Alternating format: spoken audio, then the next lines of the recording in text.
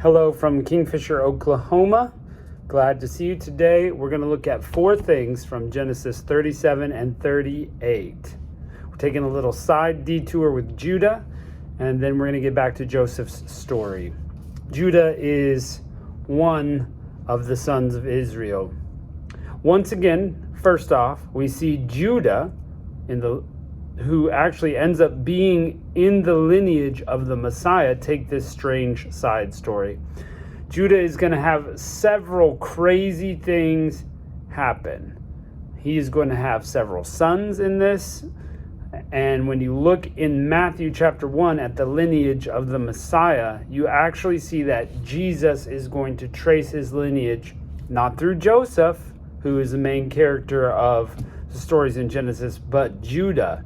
And not only that, through the twins that Judah is going to have, Judah through Perez by way of Tamar. So that's why this is included in here. Pretty crazy story. Heads up. Second, it proves 2 things. All humans are deeply flawed except for Jesus. He's God, and so he will not sin. But all other humans are deeply flawed, and we see this in this story. We also see that God uses this messy world to make his story known. Now, he never approves of sin, and he does not accept people into heaven who are practicing sin, who never come to repent and follow him. So God puts sin to the side. But for those who want to follow him and are covered by Jesus' blood, we see that God can work all things to good for those who love him, even our crazy mess that we've made. 3, karma is fake. We like to think, you're going to get what's coming to you, karma, but it's fake. You know why we know that is bad things happen to good people and good things happen to bad people. If karma was true, people would always get what they deserve, the good and the bad.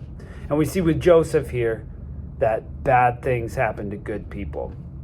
Number 4, God is going to use Joseph's troubles and his trying circumstance to put him in the right spot to help everybody, to further God's story, to impact and affect the world. So pretty crazy. Here we go. Chapter 38. It came to pass at that time that Judah went down from his brethren and turned into a certain Adullamite whose name was Hira. And Judah saw there a daughter of a certain Canaanite whose name was Shua. And he took her and went into her. And she conceived and bare a son, and he called his name She conceived again and bare a son, and called his name Onan. And she conceived yet again and bare a son, and called his name Shelah. And he was at Chezib when she bare him. And Judah took for a wife for his firstborn, whose name was Tamar. And Judah's firstborn was wicked in the sight of the Lord, and the Lord slew him. And Judah said unto Onan, Go unto thy brother's wife, marry her, and raise up a seed to thy brother. Now this was common practice and will be throughout the Old Testament. And Onan knew that the seed should not be his, and it came to pass when he went into his brother's wife that he spilled it on the ground, lest that he should give his seed to his brother. And the thing displeased the Lord, wherefore he slew him also.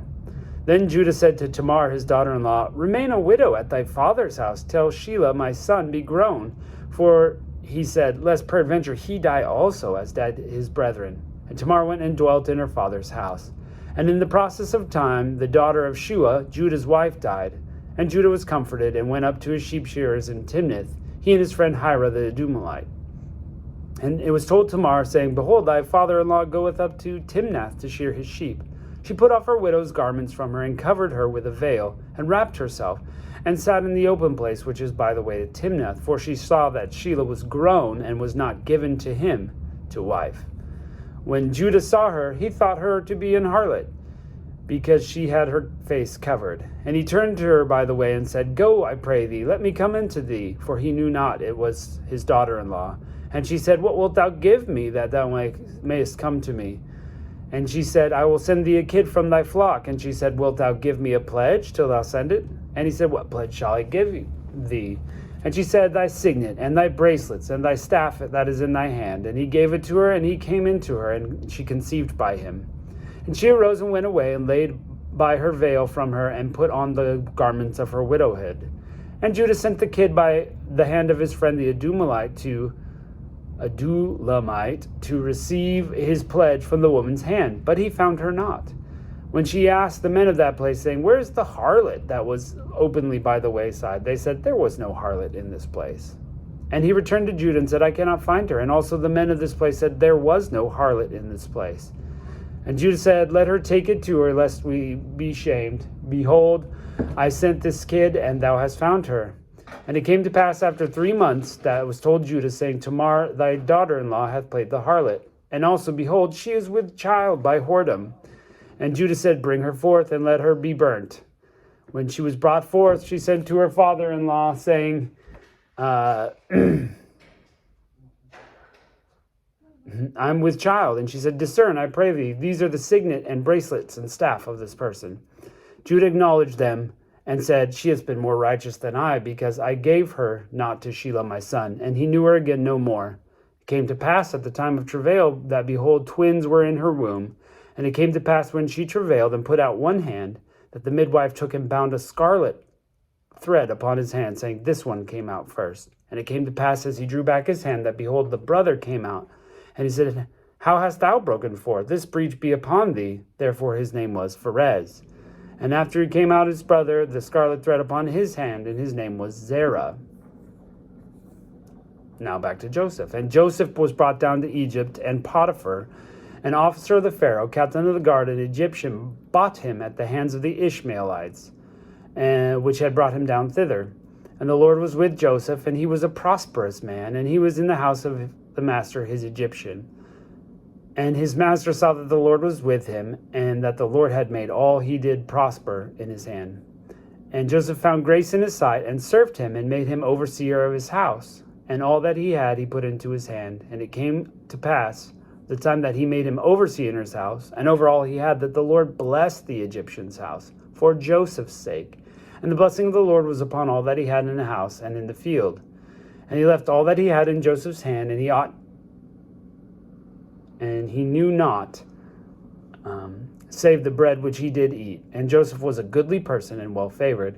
And it came to pass after these things that the master's wife cast her eyes upon Joseph, and she said, "Lie with me." But he refused, and said unto his master's wife, "Behold, my master wotteth not what is with me in the house, and he hath committed all that he hath into my hand. There is none greater in this house than I, neither hath he kept back anything from me but thee, because thou art his wife. How can I do this great wickedness and sin against God?" And it came to pass, as she spake to Joseph day by day, that he hearkened not unto her to lie by her, or to be with her. And it came to pass at that time that Joseph went into the house to do his business, and there was none of the men in the house there within. And she caught him by his garment, saying, "Lie with me." And he left his garment in her hand, and fled, and got him out. And it came to pass, when she saw he had left his garment in her hand, and was fled forth, she called unto the men of her house, and spake to them, saying, "See, he hath brought in a Hebrew to mock us. He came in unto me to lie with me, and I cried with a loud voice. And it came to pass, when he heard, I lifted up my voice and cried, that he left his garment in my hand, and fled out. And she laid up his garment by her until the Lord came home. And she spake unto him according to this word, saying, This Hebrew servant which thou hast brought came in unto me to mock me. And it came to pass, I lifted up my voice, and he cried out, and he left his garment with me, and fled out. Came to pass, when the master heard the words of his wife, which she spake unto him, saying, After this manner did thy servant to me, thus his wrath was kindled. And Joseph's master took him and put him in prison, a place where the king's prisoners were bound, and he was there in the prison. But the Lord was with Joseph, and he shewed him mercy, and gave him favor in the sight of the keeper of the prison. And the keeper of the prison committed to Joseph's hand all the prisoners that were in prison, and wheresoever they did there, he was the doer of it. The keeper of the prison looked not to anything in his hand, but because the Lord was with him, and that which he did, the Lord made it prosper. It's amazing, Joseph's story, each time he kind of raises up the level of what's there, but then something bad happens, and he starts over, but then God prospers him where he is, because he's right in the middle of what God was wanting him to do, and where he wants him to be, even though it's a difficult situation. Could be the same for you as you continue to seek God. Let's find out more about Joseph the next time. Catch you later.